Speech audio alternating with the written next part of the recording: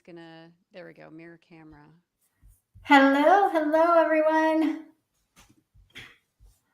Hello, everyone. I'm so excited to be joined by Dr. Erin Hurley today. She is really changing and deeply reshaping how we think about burnout in the medical industry. And, after facing it herself, I know that she'll share part of her journey, but she became really passionate about helping these physicians really step back and take away some of the edge that overwhelm can really cause us, and it helps her clients really step into that greater alignment and clarity and deeper fulfillment. So, Erin, thank you so much for being here. And I would love for you to just start by sharing your background. I know that you're a physician, a high performance coach, and just an incredible human all the way around. So, thank you for being here. Let's get going. It's so great to be here, Candace, and really excited to share a little bit more about this. As a physician and now a coach, it's still a new thing in medicine. And I'm glad that I started doing my coaching journey in 2017, so quite a long time ago, before a lot of the research was even out about how coaching can help with burnout and also help improve well being. Mhm. And now I recognize I was probably in burnout much of my career. I just called it exhaustion and overwhelm. And I realize now, as I learn more about burnout and help other physicians and healthcare providers recover from burnout, that it was just a chronic state. And I thought it was normal. And I didn't think there was anything to do about it. And out of a pity party on my 50th birthday, I found Brendan Burchard and I found high performance coaching, said yes to hiring a coach. And I've learned that I tend to do things a little bit spontaneously, don't always think them all the way through. And I'm so glad, because that was one of the best decisions in my life, to hire a high performance coach. And within 6 weeks, so much was changing. And as much friction as my husband and my family gave me when I signed up, because I didn't ask permission, I just did it. I knew in my heart and my soul and my energy that this was the right next step for me, having no idea why. And I started showing up a different person within 4 to 6 weeks. And it was so helpful. And that year that I hired my coach was one of the toughest years of my life. I got a breast cancer diagnosis 3 months later, and my mom was going through later stages of Alzheimer's and had a serious injury. So, in the middle of radiation treatments, I had to stop my treatments, fly down to LA, help my mom out. My sister was there as well. And then, my husband got held up at gunpoint in a foreign country. It was just one after another after another. A lot of calamity was going on in my life then. And I was so thankful that I had asked for help, that I had invested in myself, and because I deserved it. And I can't imagine what that year would have been like had I been doing it on my own, the old way, and the exhausted and overwhelmed way. And it's hard to really put to words what that can do for you. And I love now, it was so inspiring that I became a coach myself within a couple of years of working with my coach. And now I help other women in medicine and other professionals find their way out of burnout and find more joy, more meaning, more connection in their lives that's been missing for too long, especially in medicine. Wow.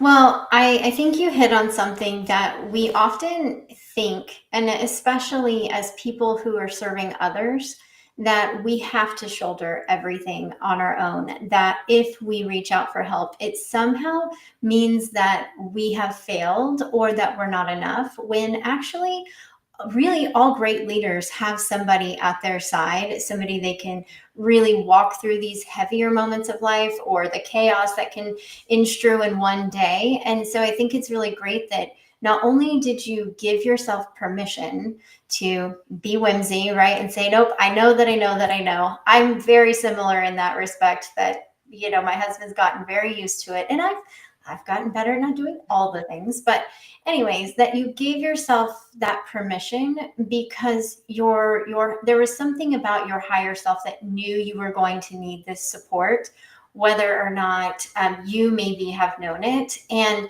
I mean, I can't imagine going through that many different hardships and feeling as if you had to carry it alone. Which is something that one of my first questions is that often physicians or those in the healthcare system really normalize burnout.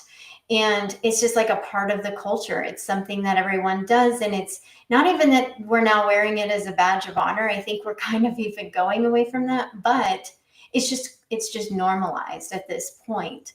So how is it that you're helping them see this with further clarity and recognize that it doesn't have to be this way? It's an uphill battle. Physicians, as I am, or I have, hopefully I'm a little less so, we're very independent, very intelligent. We know how to solve problems. And oftentimes those strengths become our very weakness because I have this story that I share that people will call me, physicians will call me, they're in a crisis. They're like, I think I need to leave my job. I don't know, should I stay or should I go? This is what's happening. And I liken them to like a car teetering on the edge of a cliff and any millimeter, and they're just going to go crashing off the edge. And that's when they call. They don't call before then. And they're in crisis mode. And they have shouldered so much of it for so long, and then they'll reach out. We get on a call. Sometimes they'll say, yep, let's walk this journey together. I could use the help. And other times they get just enough better. The pain gets just enough better. That car is no longer teetering on the very edge. It's back just a bit. And so they're a little bit back to this uncomfortable balance that they might have been in for decades. Mhm. And I'm like, can we back that car up a little further from the edge before you say, no, I've got this? And that's the normal pattern is actually that. I'll connect, I'll give them some resources. They're like 2% better, 5% better in 1 or 2 sessions. And they're like, oh, I'm good. I'll let Right. you know when I have the bigger crisis and I'll deal with all those other mini crises, or even let me settle down these crises in my life. I had a gal that I was texting earlier this week that a friend introduced me to. And I said, hey, I'm here for you. I can do an hour-long call. It's complimentary. What can I help you with? And it was like, I've got this going on and this and this and this and this and this. When all the dust settles, I'll reach out. And I, I wanted to, how can I better tell them this is exactly the time that I can help you and you don't have to figure it out alone. I've saved people so much time, sometimes up to 15 to 20 hours a week by working with them for a month and helping with their charting, specifically changing their workflow, getting their nights and weekends back. And I think if I could give them that gift of time, then they could work on, because they don't have any time. So, and they have no energy. So I start with the time. Let's give you back some time. Here's my first gift to you. And then the next gift is I can help you save energy. The way you're working is inefficient. Like, let's get you running with the gas pedal on, not at the same time as the brakes. Let's work them a little bit in more synchrony, and let's do that first. And then when we get some time back and we get some energy back, then the next thing is let's dive deeper in your relationships, because a lot of people in medicine are disconnected. And Mhm. as being a physician and a pediatrician, I was so disconnected from my own kids for so long because I had no time and no energy. And this week has been a reminder. It's been a rough week. We've had a lot going on. And I was like, oh, I've had a few poor night sleeps. And I thought, this is what I remember feeling like every single day for years. And now it's the exception, not the rule. But if you've never felt that, what can it be like having a full night's sleep? What can it be like working out regularly so my body and my brain feels at its peak? And you just don't even know what it feels like. It's foreign. And then you feel it and like, wow, this is amazing. But getting to that, it's hard to convince them it's possible, and they have a bunch of crummy role models because they're all looking around and going, everybody's getting the same results, everybody's doing the same thing, and there's just this tiny little minority. I call them like my little unicorns. They're, in medicine we say when you hear hoof beats, think horses, right? Common things are common, the uncommon diagnoses are not so common. So don't think zebras every time you hear hoof beats, think horses. I say to my clients, I want you not to be a horse, not to be a unicorn. I want you to be, no, not a zebra. I want you to be a unicorn. And I have a little, Mhm. I don't know if it's here, a little sticker. I give them little unicorn journals. And like, this is what I want you to be. Don't blend in with the crowd because it's really unhealthy out there as a physician. High suicide rates, high mental health issues, high burnout, high turnover. I do not want those results for my clients, and I really help them. find some huge pivot points in a very short period of time so they can go, oh, there is another way. There's some hope. Right. Well, and what you're saying too, and what I hear you saying is that, you know, first we have to get to that point of seeing that we don't have to have a moment of crisis to really come to this work. But I mean, let's be honest, like so many people, even in the corporate world, are operating at that fast speed that they don't have the time. And I'm glad that you said, and once we work through the fires, then we're going to work on the relationships, because that's where that almost unsettling can happen, where it's like, oh, I have to look at my part and own my part in my relationships and see that with grace and compassion at the same time. Because I know that you experienced this in your own life in different ways where you were like looking at the bigger picture, like you were just saying, like, wow, I was so disconnected from my family. I think so many people can relate to that. Which, when we think about it from a bigger perspective, it's not only just the immediacy of like how we connect with our family, it's the ripple effect that we see in our children's lives and then the schools and then the community, because everything we know starts within our own inner world. So, like us, but then it branches out into those that are around us. And, you know, it's like, if there is potential and possibility, like you're saying, and we don't have to have this be the only way, because it is about, again, like time efficiency, like what you're saying. So doing these, I would say more tactical, you know, how can I manage my time better? And then it is about, okay, how can I enrich my life, which is what I was hearing you say, like more joy, more presence, actually enjoying life again, which I think even anybody hearing that today would be like, yes, please. Because, you know, often we don't recognize the signs, the ones that aren't common, you know. So I would love for you to describe for us what burnout can look like if you're heading into it, or even if you're already in it, that people really kind of dismiss as maybe even just being tired. So what would you say in your experience? Uh, it can just be irritability. I'll use myself as an example. Last night, I was super irritable. I was cleaning the kitchen and I was not happy about it. That's not my favorite thing to do. There was a lot of work. I've had a couple nights this week where I didn't get great sleep. And I was trying to hold joy because my son is home from the army. He was just deployed. And I'm trying to celebrate that. And he and his brother have a bunch of friends over and they're making messes all over the house. I'm exhausted. I know I need to get up early. I have a busy rest of the week trying to balance, you know, my heavy workload this week and having my son home because it wasn't planned, right? You know, in the military, there's like no planning. Oh, I get to come home in 3 days. Okay, let's make that work. And just trying to balance all those things. And last night I went, man, I am irritable. I'm prickly. I'm not very fun to be around right now. And my husband is he's in the kitchen helping me clean up too. And he's getting the brunt of this. And that's how I showed up all that time, all the time. By the time I got home from work, I was completely depleted, had left it all at work, had zero left. And when my kids were young, couldn't even enforce a timeout and drove the babysitter crazy. We had a live-in nanny at the time because of our call schedules. And it just drove her crazy. Like, you're a pediatrician, a physician, and you can't even enforce it. You're totally derailing what I'm trying to do here. And I just didn't have anything left. And coached a couple people yesterday. Again, women in medicine, they have nothing left and they're like, I'm done. Where am I supposed to get this? And then asking for help, so difficult. I didn't ask for much help then. I just, you know, so this time I do ask for help. I ask for my husband. If I need a latte and I'm getting ready to do a recording, hey honey, can you make me my coffee this morning? Save me that 5 minutes. I ask for help all the time.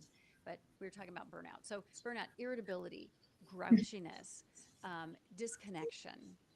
And I'm not quoting, I'm not looking up the uh, definition for burnout. Everybody can Google that. But in medicine, you're likely to show up anyway because you're used to not sleeping, not eating, not using the facilities. You are used to so much self-sacrifice.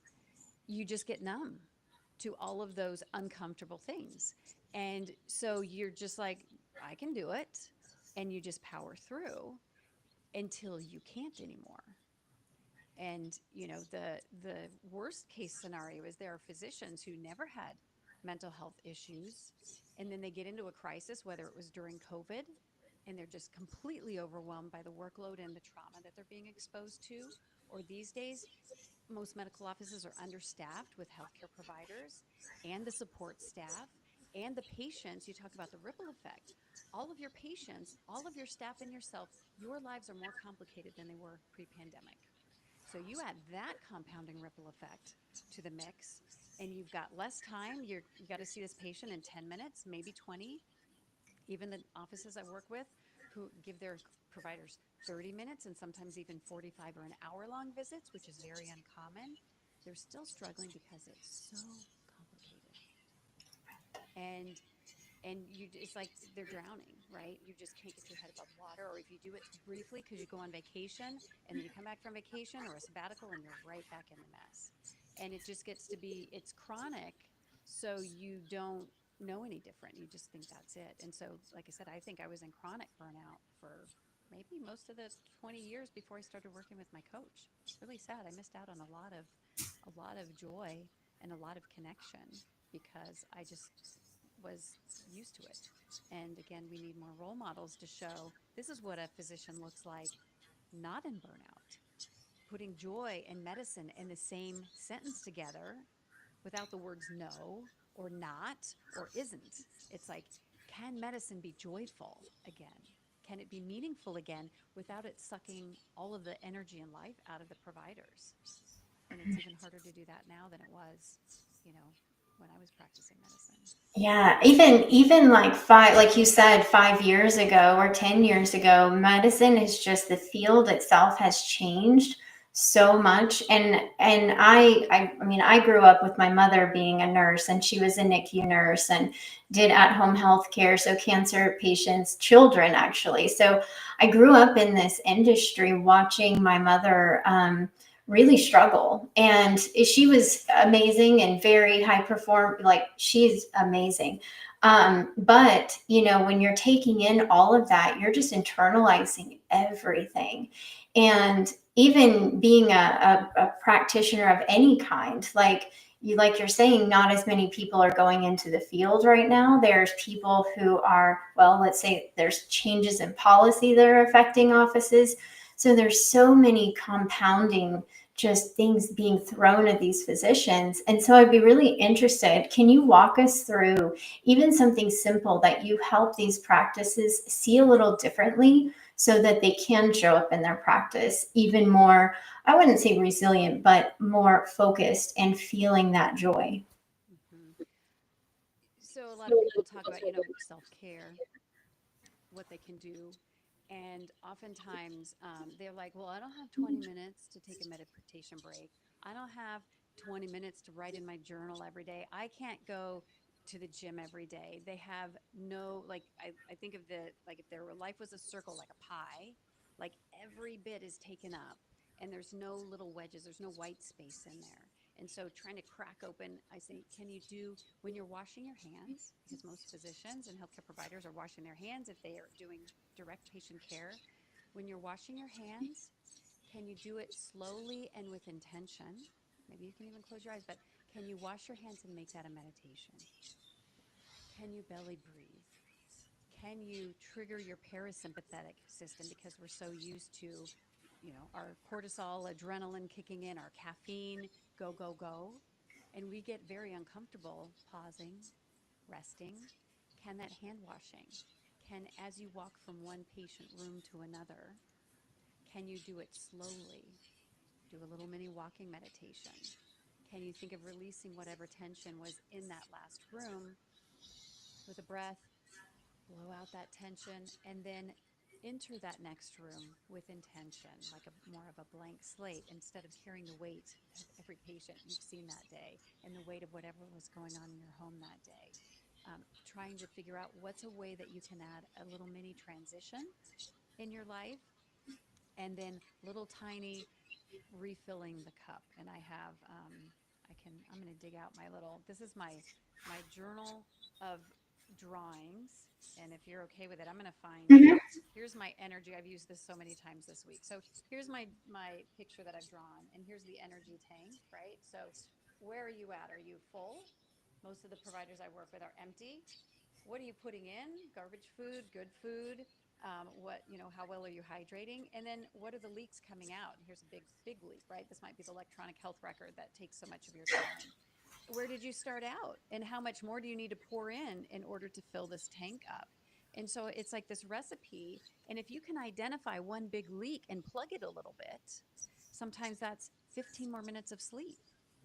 That's coming into the office 30 minutes later. I interviewed a physician the other day for my podcast, and he was a gastroenterologist, and they start their procedures at 7:30 or 8 in the morning.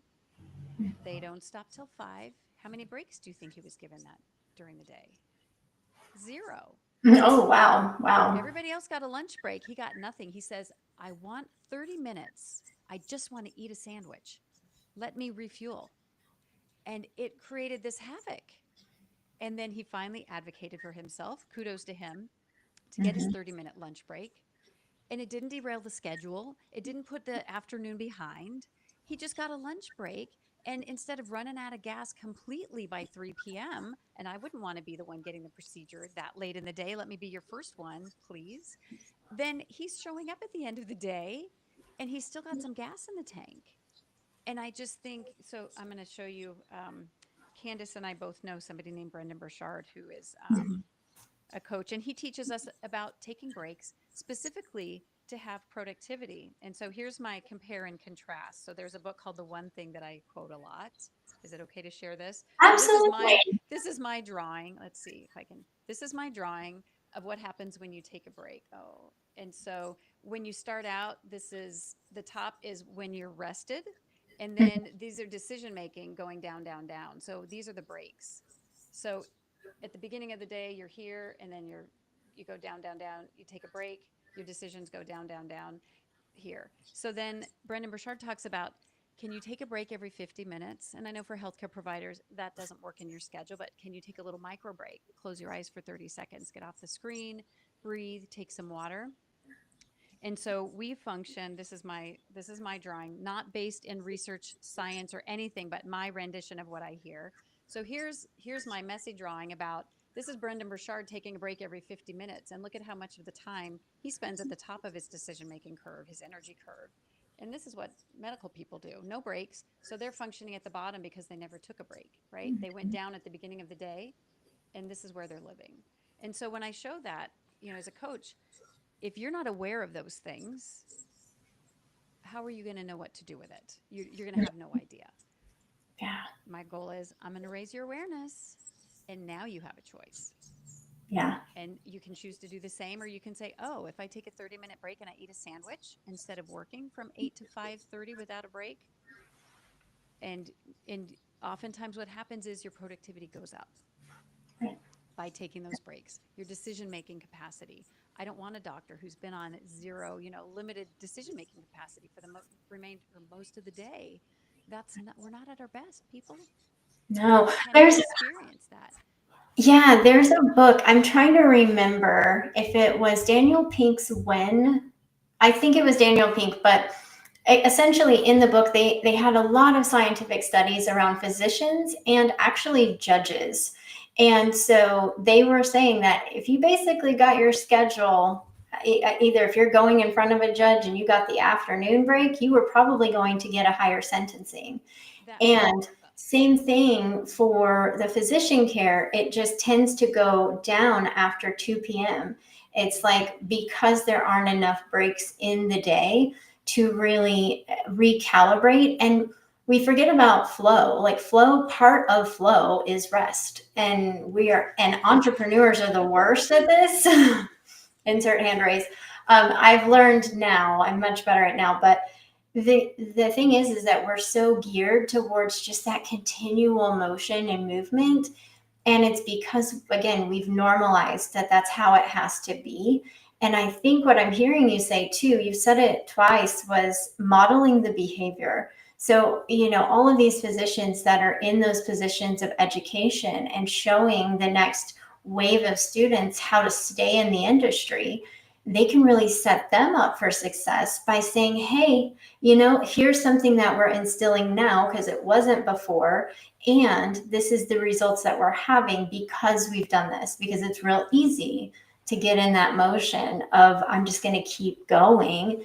And they're not going to end up long-term physicians, in my opinion, if they're doing this. So, And the sad part is, as research driven as physicians and the healthcare system is, I am fond of saying, if we treated our patients with the same lack of research based knowledge as we treated our workflows, again, if I can work with a physician for 2 to 4 hours and shave 15 to 20 minutes off of their week every week after week, month after month, in 4 hours, maybe five, maybe they need a tune up every once in a while.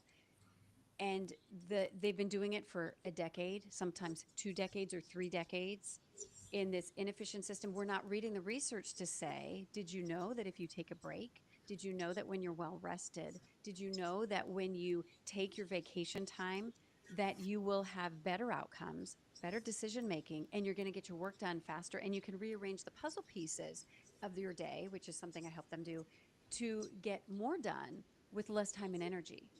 But nobody's taking time to read it because they're so busy and overworked. They're trying to keep up with all the transitions with and the what needs to be done for patient care. They have zero time for anything, many of them, outside of medicine. And that was me for the first 2 decades of my career. 20 years in, it wasn't until I started working with my coach that I learned about personal development and started making that part of my every day, every week practice. And it was game changing. And learning from people outside of medicine helped me change much more than inside of medicine. Because in medicine, they're trying to solve problems in this tiny little box with everybody thinking the same. And we just need to blow that box apart and start looking at other places and reading the research to say, this is how you can do that mountain high pile of work in a little bit more, well, a lot more efficient manner by reading the research and figuring out how to get it done faster and higher quality. right. And yet Well, it's like this black hole of knowledge. I'm like, I'm not a rocket scientist. I researched it. I've over the last 3 years, I researched it for you and I share it with you, but it's so simple. Simple, but not easy, especially when you're the only one doing it. That right. would be a groundbreaker. And Well, I'm and not teaching it in medicine, like in school or residency either. Like I did a training for residents a few months ago, and now I'm working on interacting with PA students and medical students about how do you weave that different way of doing medicine, not to be lazy, to take a break, but to show up as the best healthcare provider.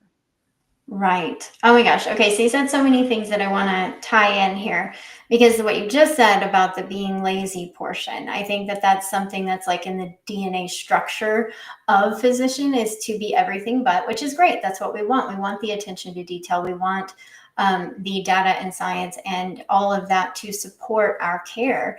And it's what makes a physician really well-rounded. And one of the reasons why your work is so impactful is because not only do you work with clients just one-on-one, but you also go into these organizations to help lead that change and to help show them at the higher level, okay, here's how we together can take that hour, or maybe it's a half day intervention where you're actually taking a look at the structures and systems that are in place that can then open the doorway for opportunity for change. And you've seen those results coming back where these physician care facilities are seeing that their staff is happier, they're actually getting home on time, they're doing things that felt so foreign and so far away and unrealistic, and you broke that barrier open for them. And not only is it that their lives are changed, it's also the patient care increases and gets more in-depth and better. Because if we have the energy to pay attention better, guess what? We can support those that we help even further. And it goes, I think it's a permission thing, it's like giving yourself permission to do this work. But even, having the tools like your high performance, you wouldn't put necessarily high performance in with patient care because you're thinking almost like offended, right? Like I'm a high performer. I do the things, and it's not about that. Can you really describe what high performance coaching looks like and why it's a little bit different than what we're thinking about in the interim? So, yeah. Mhm. The term I use for high performance coaching is a certification that I got from a program. And actually, I have my little thing here that lists off. We talk about clarity, energy, courage, productivity, influence, purpose, necessity, presence. And there's a book, High Performance Habits, written by Brendon Burchard. And he did a ton of research. And actually, he put together this coaching program before the book came out and verified most of those things that he had incorporated into the coaching program were research backed. And that's what the leaders, that's what the top, I don't remember if it was 3%, 5% of people were doing that were getting those outcomes were focusing on. And so when we work through those, and I mix high performance coaching, I'm also a certified life coach and a trauma expert, having worked in child abuse medicine for 10 years and then 25 years in practicing in medicine as a leader and full focus planner certified pro. So I weave all of that together, and because some people actually they're not ready for high performance. Like the wheels are falling off the bus and they're not even on the road yet. And so I weave in the trauma informed care perspective, the life coach, which is a more gentle approach, like let's help with the mindset that you can even do this, that this is possible. And so for some people, I'm judging about it's an individual approach. Where are you today? What do you need us to work on? And sometimes it's a mindset shift on how they're interacting with their family or one point that they're stuck on or those negative thoughts that we oftentimes have in our head. And then we shift to the high performance and it helps them understand. And what happens is if I get more clear, which is one of the first issues, when I have more energy, which is one of the early sessions, my productivity goes up. When I get my productivity up, I feel more purposeful. So it's that rising tide lifts all boats. And so any of those, we go from, a rating of a 3 to a 4 out of sometimes they're rating their energies as a 3 out of 10. You bring that energy level from a 3 to a 4 and then a 4 to a 5 and eventually maybe to an 8, game changing in so many areas. And so it's research based, lots of support. So if they want to go deeper dive, not just the hour we have together, there's worksheets and frameworks, things to help them, tools that they can refer back to. And then we can revisit those topics. Influence and persuasion, so important in medicine. They're influencing their patients every day. They're role modeling for their staff every day. In their families, they're such leaders. And yet, I remember one group that I led, they had a problem with those words, influence and persuasion, because they thought it was manipulation, right? And I had to change the term I used. I think I used impact. And it's like, we learn to embrace our influence and use it for good, not evil, and get even better about it to help our patients stop smoking, to help our patients put more activity into their lives so that they can not be, diabetic, type 2 diabetes, whatever those things are. There's such powerful tools, especially for healthcare providers, to learn and giving them the frameworks to say, here's how to be even more. You may be amazing. I thought I was an amazing communicator until I took a communication course and I thought, you've got a lot to learn, sister. So, let's not think you're all that. Let's be open to you can always be better. And that's where even if you're great at influence, let's get you that much better, 5%, 10% much better, and have that much more impact, on your staff, on your family, on your patients. It's so powerful. Right. Well, and it goes back to, everybody that gets into medicine has a different journey, a different story of what led them into doing the specific work that they're doing. And what I hear you say is you're reminding them and bringing them back to that value system of like, this is why I got into this work, so that they can, again, like almost embody themselves in that work in a way that is sustainable and uplifting, and that doesn't feel like the dreaded I'm heading into work today. Because I think many people get there, right? And then they resent the work. And what does that do, right? It creates this whole ripple effect. Go ahead. What were you going to say? Well, you talked about sustainable.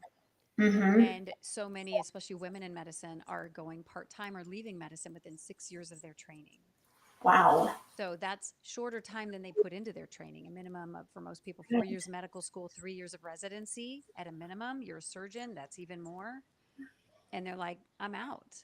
So that sustainable piece, how can we make it sustainable and healthy? So sometimes it seems either I be a doctor, a good doctor, or I have a relationship with my kids or I have a family. And it's about how can you hold both of those things in your hands Mm-hmm. in a, I'm not going to say balanced manner, with some harmony, working together at the same time. And it is possible to do a much better job than we've been doing, to be able to do that in a more sustainable manner. And my goal is working with individuals. Sometimes it is to quit the job or the marriage because it will never serve them and it's not healthy. And for other people, the other word you used is dread. Mm-hmm. And dread, Sunday scaries. Oh, coming back from vacation. I've had many conversations with my clients about, or that word dread just drops out of their terminology completely within a couple months. And I was like, oh, am I missing something? Are you having dread and I'm just not hearing about it? Or did it really go away? And going from dread to maybe neutral, and then maybe from neutral to having joy with your medical practice instead of having to leave. And I've had clients who were ready to exit, and then within a short period of time, were able to say, I can do this, and then even step into leadership positions because they found, and they didn't have to leave their job, they didn't have to leave their marriage, they didn't have to self-sacrifice. They're actually more healthy, more connected, and they took on more responsibility because they learned, high performance habits. They learned different mindset. They learned different ways of managing things that makes it possible to still be an amazing physician and have it sustainable for yourself and your relationships. Wow. So, what do you think, or do you know the reasons behind? Because 6 years, that really hit me to think, wow, 6 years is the average, considering how much goes into school. And Well, it just for even, there's a certain percentage. I don't remember yeah, those percentages. Yeah. And because yeah. burnout rates, they were over 50% for women 2 studies Mhm. ago through Medscape, I believe. And then now in over 60% for ER doctors, over 50% for primary care. So Wow. pediatrics, family doctors, internists. And then now they've lowered to 45%. But that means that chances are the person you're seeing, there's a 1 in 2 chance either just got out of burnout or is in burnout. Wow. Not great Wow. odds. And you're saying that some of these pillars are what are driving it, right? So the non-breaks, but what are the, in a better question to ask, what pillars do you recommend physicians really start with when it comes to taking a look at their day, and how can they create a better, I would say a better practice, but it's almost like better habits within themselves. So what are those, like, is it their health? Is it their, what do you think is the most beneficial for clients as they're coming in? Time. So I actually have had 2 series of workshops that I've offered. One was called Break Up with Pajama Charting. So that term for people aren't healthcare providers is you're at home, you're in your PJs, everyone else is in bed sleeping, and you are there on your laptop finishing your charting from the day. And that was me. Sometimes I was up till 11, 12, 1, 2 in the morning after the kids went to bed to finish my charts. It was not good. And my most recent workshop is called Get Your Time Back. And basically, what I do is in an hour, I say, this is all the research based methods that I've found to help you. And it's, decrease your interruptions. For every interruption you eliminate, if you're in flow state and somebody interrupts you, I'm going to give you one of my secrets right now, is that takes you 23 to 25 minutes to get back into your workflow. That's why you're going to the office early when nobody's there, staying late when nobody's there, waiting till the kids have all gone to bed to finish your workflow, because anything that takes bandwidth and you get interrupted and you're interrupted all day long, you can't get into any workflow. And when you get into a flow state where you're uninterrupted, again, I'm giving a bunch of secrets away. For if you can go uninterrupted for 60 to 90 minutes, you can go up to 5 times faster. Imagine getting 5 hours of work done in flow in, in 1 hour instead of less than an hour because you're getting interrupted every 2 seconds. And so when I share these with the math, just doesn't math when you don't do the workflow right. So my goal is first we have to free up time because if you have zero time, you've got no bandwidth. And some people even say, how can I even find an hour to go to this free workshop to potentially save me 5 hours next week? They can't do that math because they just can't figure out how to find that. Either I sacrifice my sleep, my kids. So my thing is I almost always start with the time because if you have zero time, you're not even going to be able to lean into it and think that anything's possible. And then if I can save you a few hours with 1 hour spent with me, now they're like, okay, you got my attention now. What's next? Right. And like I said, with one of my, there's a handful of physicians and clinicians who were really struggling.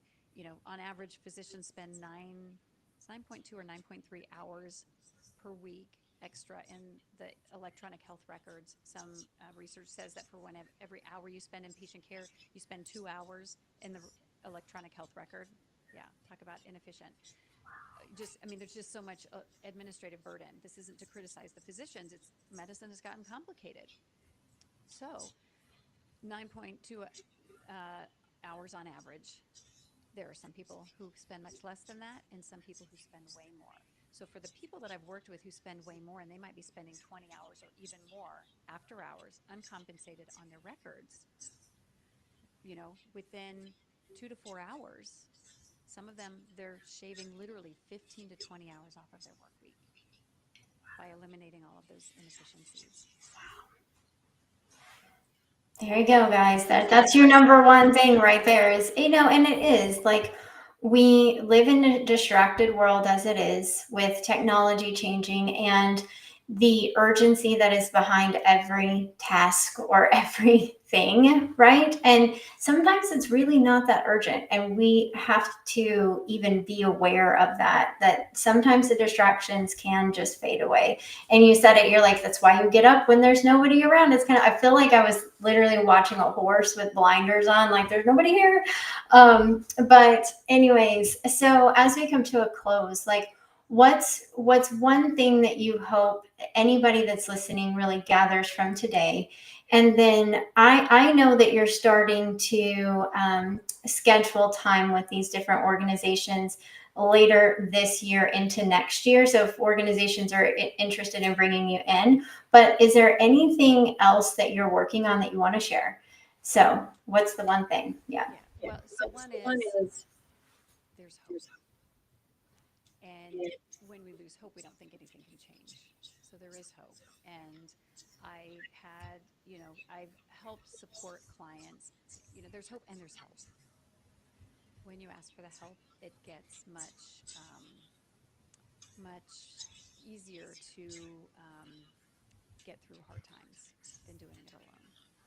So who's on your team? If you don't have somebody on your team, as a coach, I'm like the paid person to be on your team, and so that I'm in your pocket, right? And like, how can I help you get through this complicated time? Because here's one more math problem, right? If you have one person, one number, you can't do any math. There's just one. Okay. Add another person, another number. Now you can multiply, add, subtract, do exponential. You put a third number in there, a third person, and that's where the math can work in your favor. You have one person on your team, you fall down, you've fallen. Nobody's there to pick you up. But you have a team and you lean on them and you ask for support and they can recognize, for one client, it's like, I wish your staff would recognize when your water bottle's empty and they'd fill it up for you.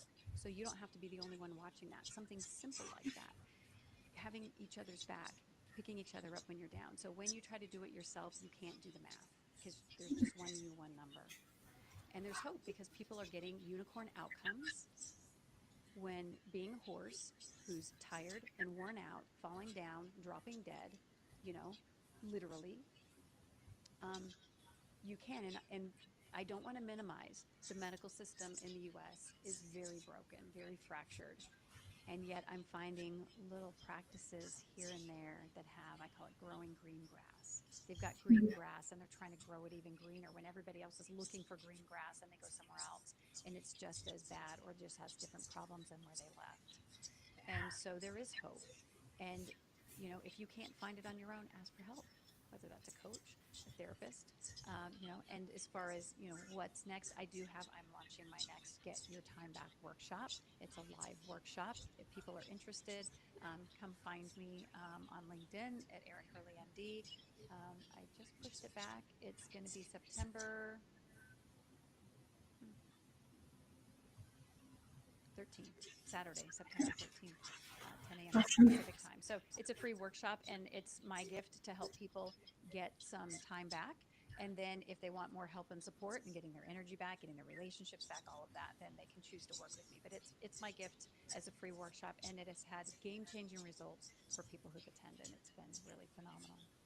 Amazing. Well, thank you so much for your time and just your energy. I really have seen just such a light in the world. And you mentioned something that I want to tie in just one more time is that, when we can find that peace and that hope within what we're passionate about again, that's when we aren't looking for another opportunity, another option. Not that it's always the case. Like sometimes there are endings that naturally come. But, when we can truly, again, just really embody who we are and what we are here to help with, it's so much easier to help change the trajectory of the organization as a whole, even if it's in your little office, right? It doesn't have to be the whole network of healthcare, but if you're doing your part, then it just naturally starts to grow. Man, this has been so amazing. Like I love your wisdom, and you've been there, you understand the pains. And again, thank you for your time. If anybody wants to reach out to Erin, we'll make sure that we have all of that information listed for you. And thank you for being here. And thank you guys for being a part of this conversation.